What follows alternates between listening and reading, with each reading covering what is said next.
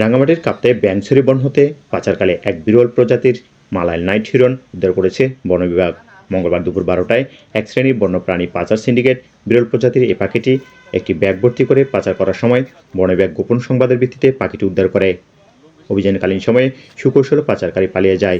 বিলুপ্ত প্রজাতির মালাইল নাইট হিরন উদ্ধারের সংবাদ পেয়ে পার্বত্য চট্টগ্রাম দক্ষিণ বন বিভাগের বিভাগীয় কর্মকর্তা SM সাজ্জাদ হোসেন DFO ঘটনাস্থলে আসেন।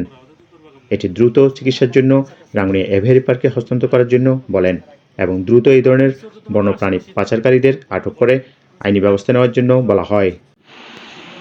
আজ 5ই মে দুপুর 12টার সময় গোপন সংবাদের ভিত্তিতে আমি এবং আমার সঙ্গে স্টাফ সহ কাপ্তাই রেঞ্জের আওতাধীন ব্যাঙছড়ি বিটে একটি অভিযান পরিচালনা করি। কাপ্তাই রেঞ্জ কর্মকর্তা মোহাম্মদ মামুনুর রহমান জানান, এই বিরল প্রজাতির মালাইল নাইট হিরন পার্বত্য চট্টগ্রাম সহ বাংলাদেশে তেমন দেখা মিলে না। আমরা গোপন সংবাদের ভিত্তিতে এটি উদ্ধার করি এবং বিভাগীয় কর্মকর্তা ঘটনাস্থলে এসে পাখিটির চিকিৎসা বাবদ রাঙ্গুনিয়া এভিয়ারি পার্কে হস্তান্তর করার নির্দেশ দেয়।